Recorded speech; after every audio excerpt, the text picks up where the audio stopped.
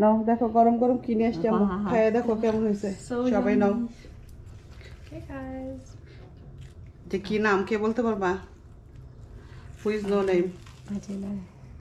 এই জন্য এক একটা দেখেন বিশাল বিশাল হয়েছে হ্যালো এভরিওয়ান আসসালামু আলাইকুম ভিউয়ার্স রুমা আলম রুমান আমার পেজ থেকে যে যেখানে দেখছেন সবাইকে অসংখ্য ধন্যবাদ চলে আসলাম আরেকটা নতুন ব্লগ নিয়ে আজকে আমি বানাবো চিংড়ি মাছ দিয়ে এত মজার একটা খাবার যেটা কিনা একবার খেলে বারবার খেতে ইচ্ছে করবে বিকেলের নাস্তা দেখতে দেখতে সামার চলে এসেছে আর সামারের দিন কিন্তু এই ভাজা পোড়া খেতে খুবই ভালো লাগে কারণ যেহেতু অনেক বড় দিন আমরা নর্মালিতে আমাদের এখানে তো ৮ মাসই ঠান্ডা থাকে বিকেলটা আর সেইভাবে পাই না কিন্তু সামারে যখন বিকেল পাই তখন কিন্তু বিকেলের নাস্তা খাওয়ার একটা ঝোঁক থাকে তো আজকে আমি একটা বিকেলের মজার নাস্তা বানাবো যেটা কিনা বাচ্চাদের এবং বড়দের সবারই খুব পছন্দ আজকে আমি বানিয়ে নিব চিংড়ি মাছ দিয়ে এটা মজার রেসিপি আর এটা ইন্ডিভিজুয়ালি ভিডিও অলরেডি চলে গিয়েছে আমার পেজে আপনারা চাইলে ওখান থেকে দেখে আসতে পারেন যারা মানে রেসিপিটা দেখতে চান তারপরে এখানে আমি শেয়ার করে দিচ্ছি এখানে আমি প্লেন ফ্লাওয়ার নিলাম তারপরে বেকিং পাউডার সল্ট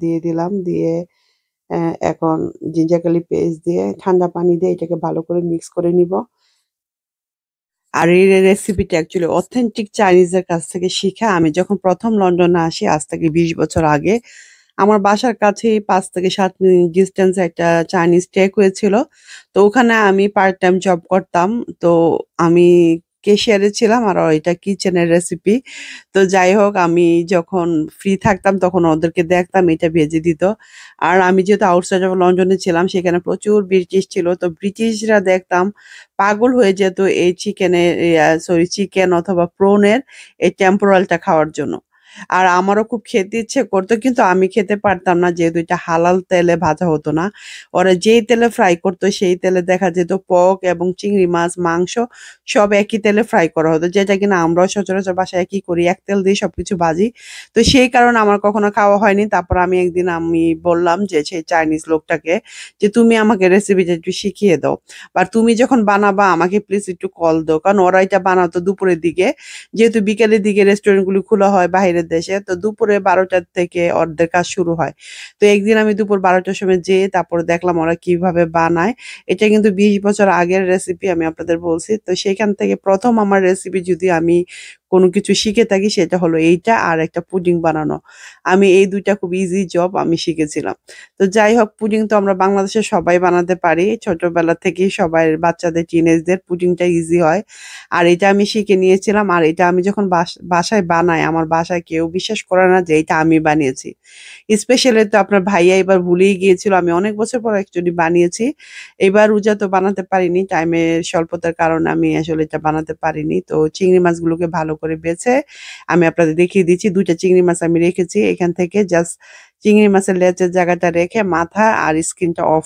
করে ফেলতে হবে চিংড়ি মাছটা কিন্তু দেখেন এভাবে করে ফেলে কিন্তু বেঁকা হয়ে যায় কিন্তু চিংড়ি মাছটাকে আমাদের রাখতে হবে সোজা একদম লম্বা লম্বা সোজা থাকতে হবে তো এভাবে করে যে মাথার মগজ টগজ ভালো করে পরিষ্কার করে নিতে হবে পানিটাকে ড্রাই করে এবং পারলে টিস্যু দিয়েও আপনারা করে নিবেন তো যাই হোক এখন একটা ছুরির সাহায্যে আপনারা চিকন চিকন করে রগের ব্যাক সাইডটা দিয়ে কেটে নিবেন যাতে চিংড়ি মাছটা সোজা হয় অথবা আপনারা নাইফের ব্যাক সাইডটা দিয়ে থেতলিও নিতে পারেন এটা একেবারেই আপনাদের অপশনাল কোনো যেভাবে আপনাদের ভালো লাগে তো আমি এভাবে করে নিয়েছি এখানে ১/২ কিলোর মতো প্রন আছে বা চিংড়ি মাছ আছে আপনারা আপনাদের পছন্দ মতো নিয়ে নিবেন যতটুকু আপনাদের পছন্দ আর আমি যে আজকে যে রেসিপিটা বানাচ্ছি এটা এত মজা হয় যে এক বসায় ৪-৫টা খেয়ে ফেলা যায় অনায়াসে তো যাই হোক এখন এখানে আমি দিয়ে দিব সল্ট ফর টেস্ট আপনাদের পছন্দ মতো সল্ট দিবেন আর আমি দিয়ে দিব এখানে হোয়াইট ব্ল্যাক পেপার যেটা কিনা ঝাল এবং একটা সুন্দর স্মেল বের করবে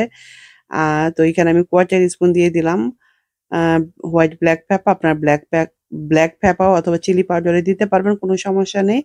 আর আমি একটা এগ দিয়ে দিব। এগটা দেওয়ার কারণ হবে এটা জুসি থাকবে কারণ প্রনটা অনেক শুকিয়ে গিয়েছে ওয়াশ করার পর, ড্রাই করার পর। তো আর একটা বাইন্ডিং এর কাজ করবে এবং ভিতরটা খুব সফট এবং জুসি রাখবে। তো এইভাবে করে মেখে এটাকে অবশ্যই সাথে, সাথে ভাজবেন না। এটা পারলে আপনারা ২০ থেকে হাফ অ্যান আওয়ার অথবা আপনারা ১ আওয়ারও রাখতে পারেন। তাতে করে কি হবে এই যে সল্ট, গোলমরিচ এবং এগ গুলো ভালোভাবে মিক্স হবে। এখন চলে যাই ফ্রাই করতে। সবকিছু রেডি হয়ে গেছে। তেলটাকে জাস্ট এভাবে একটা ছোট ডট দিয়ে দেখলাম কতটুকু গরম হয়েছে। এটা হাই হিটে ফ্রাই করতে হবে। তো তেলটা গরম থাকতে হবে এরকম, যাতে সাথে দেওয়ার সাথে সাথে পুড়ে না যায়। বাটারটা ভালো করে দেওয়ার আগে মিক্স করে নিবেন। তেলটার কথা বলি, একদম মানে ফুলে উঠবে বাট বার্ন হবে না, এরকম একটা হট হতে হবে। যদি বেশি হট হয়ে যায় তাহলে দেখা যাবে উপর দিয়ে লাল হয়ে গেছে, ভিতরে কাঁচা থাকবে। যেহেতু এটা আটার তৈরি, মানে ফ্লাওয়ারের তৈরি, ভিতরটা কিন্তু ক্রাঞ্চি এবং সফট ফ্লাফি হবে, আর এগুলো কিন্তু ফুলে ডাবল হয়ে যাবে। এরকম করে দিয়ে দিবেন। আর দেখেন লম্বা লম্বা হয়ে হচ্ছে আমার প্রন টেম্পোরাল গুলো। আর এগুলি কিন্তু বাহিরে খুবই এক্সপেন্সিভ। আপনারা 10-12টা কিনে আনবেন 4 থেকে 5 পাউন্ড দিয়ে, মানে মুখেই লাগবে না যাদের মানে ফ্যামিলি বড়। কিন্তু আপনারা দেখা যায় এখানে কিন্তু 5-7 পাউন্ড খরচ করলে আপনারা বাসায় তৃপ্তি করে 2 দিন খেতে পারবেন। আমি আজকে যেই প্রনগুলি নিয়েছি, আমি এগুলি 2 দিন আমি বাসায় আলহামদুলিল্লাহ খেতে পেরেছি, এবং সবাই 3 থেকে 4 পিস করে খেয়েছে। আর এইটা আপনারা এইভাবে বানিয়ে হালকা একটু ফ্রাই করে আপনারা ডিপ ফ্রিজে রেখে দিতে পারেন। 3 থেকে 6 মাস পর্যন্ত ভালো থাকবে। আর আপনারা চাইলে হালকা ফ্রাই করে 4 থেকে 5 দিন নর্মাল ফ্রিজে রেখে দিতে পারবেন। যখন খাবেন জাস্ট আবার ডিপ ফ্রাই করে নেবেন। লাল লাল করে আমি প্রথম ভেজেগুলি ভেজে নিলাম। আর এই রেসিপিটা অলরেডি কমপ্লিটলি আমার পেজে, ইউটিউব চ্যানেলে দেওয়া হয়ে গিয়েছে। যারা এটা দেখতে চান প্লিজ আমার পেজে যেয়ে দেখে আসতে পারেন। এটা অবশ্যই আপনাদের যে কোনো চাইনিজ, যখন আমরা বাসায় অনেক সময় গেস্ট আসে চাইনিজ রেসিপি করি, তখন ওয়ান অফ দ্য ফেমাস থাকবে এইটা। এইটা যখনই দিবেন যে গেস্টরা এত পাগল হয়ে যাবে যে বলবে আপনি খুব এক্সপেন্সিভ জিনিস খাইয়েছেন।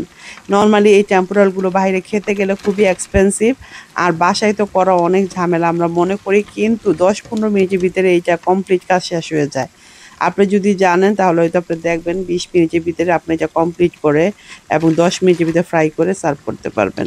তো খুবই ইজি, আর এটা একবার বানিয়ে অনেকদিন খাওয়া যায়। আমি তো আর এটা অনেকদিন পর বানিয়েছি, বাসার সবাই খুব পছন্দ করেছে। আমি হয়তো আরেকবার বানিয়ে রেখে দিব, কারণ এই সামার আসলেই কিন্তু বললাম না খেতে ইচ্ছে করে।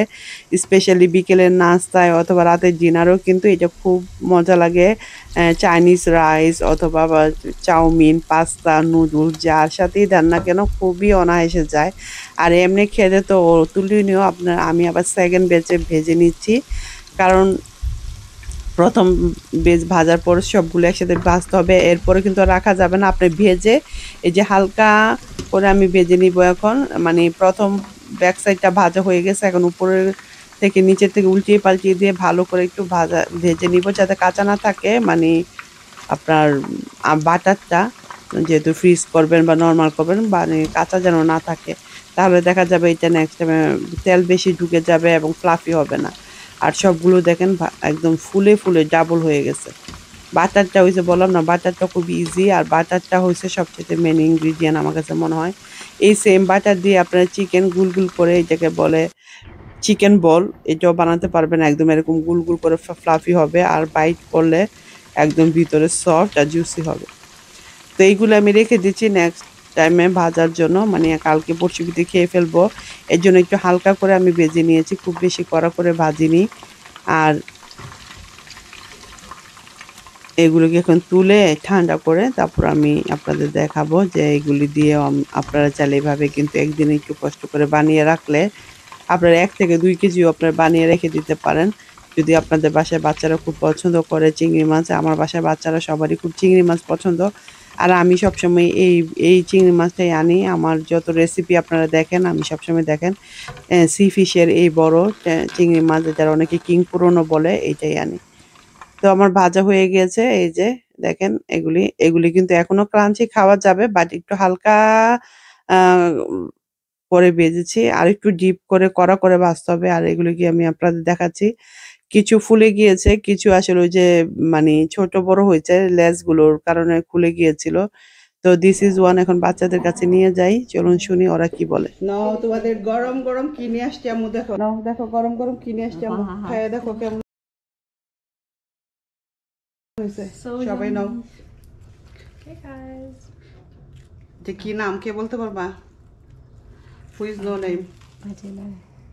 এই জন্য এক একটা দেখেন বিশাল বিশাল হয়েছে প্রন temporal. So It's so nice and yummy. It's crunchy, Misha? Nice? তো যে কোনো সস দিয়ে খাওয়া যায়। তো এইটা বানিয়ে নিলাম বিকেলের লাঞ্চ, কারণ সামার হইলেই এই খেতে ইচ্ছে করে ভাজা পোড়া খালি। তো রেডি হয়ে গেল কিং পুরন টেম্পুরা।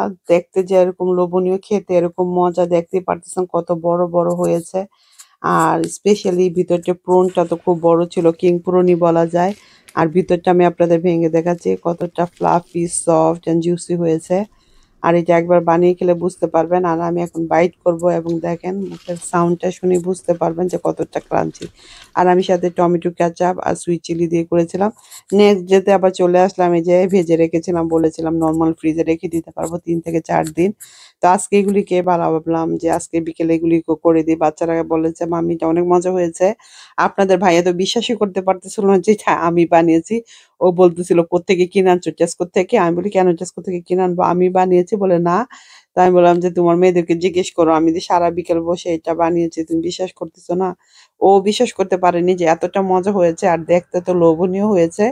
আর গেস্টদের সামনে দিলে তো বুঝতেই পারবে যে এটা মনে হবে যে আপনি বানাননি, এতটা টেস্টি হয়ে থাকে। যাই হোক, আমি একটু ম্যাগি নুডলস করে নিলাম বিকেলের আর রাতের ডিনারের জন্য। কারণ আমরা আসলে বিকেলের নাস্তাটাই খাই।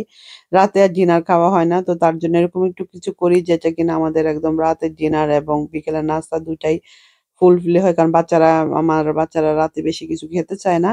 তো এই তো মানে আমি বিকেলের দিকে বানিয়ে নিলাম ৭টা-৮টার দিকে। কারণ এখন তো অনেক বড় দিন। ম্যাগি নুডলস নিয়েছিলাম স্টার ফ্রাই আর মিক্স ভেজিটেবল চিকেন মাশরুম দিয়ে ভালো করে মিক্স করে নিচ্ছি। আর সাথে ছিল এই প্রন টেম্পুরা। এটা দিয়ে তো খেতে অসম্ভব মজা। কিছু গ্রিন চিলি, ক্যাপসিকাম দিয়ে দিয়েছি টেস্টের জন্য। কার, কার পছন্দ এভাবে ম্যাগি নুডলস রাতের ডিনার বা দুপুরের লাঞ্চেও কিন্তু খাওয়া যায়। স্পেশালি বাচ্চাদের টিফিনে আমার বেশিরভাগই এই নুডলসটা করা হয়। কারণ আমার ছোট ২ মেয়েকে এখনো লাঞ্চ দিতে হয়। আর বড় ২ মেয়ে কিনেই খায়, কারণ ওরা তো এখন ইউনিভার্সিটি। তো আমি প্রায়ই এটা করে দেই। আর এই চিকেন সরি, বারে চিকেন চলে আসতেছে। আর প্রন টেম্পোরালটা তো দেখে একদম এরকম লাল, লাল গোল্ডেন ব্রাউন করে ভেজে নিবেন। মানে আপনি খেলে বুঝবেন যে কতটা মজা। যাই হোক, রেডি হয়ে গেল আমার বিকেলের নাস্তা। আপনাদের কাছে কেমন লেগেছে অবশ্যই কমেন্ট করে জানাবেন। আর একটু কোরিয়ানজা দিয়ে দিলাম। সামারে কোরিয়ানজা না দিলেই নয়। আমার হাসব্যান্ড তো বলতেছে এত কোরিয়ানজা দাও, আর এটা একটু দিলেই ঘ্রাণ হয়ে যায় অনেক বেশি। আর আমি এই নুডলসের প্যাকেটটা ইউজ করেছিলাম। খুবই ভালো লেগেছিল। সো আজকের মতো এখানেই শেষ করে দিচ্ছি। খুবই টেস্টি এবং লোভনীয় একটা ডিনার বা বিকেলের নাস্তা বলতে পারেন। তো সবাইকে অসংখ্য ধন্যবাদ। সবাই ভালো থাকবেন, সুস্থ থাকবেন, আমাদের জন্য দোয়া করবেন। আজকের মতো এখানেই বিদায় নিচ্ছি। অন্য কোনো ভিডিওতে আবারও আপনাদের সাথে দেখা হবে, কথা হবে। আল্লাহ হাফেজ।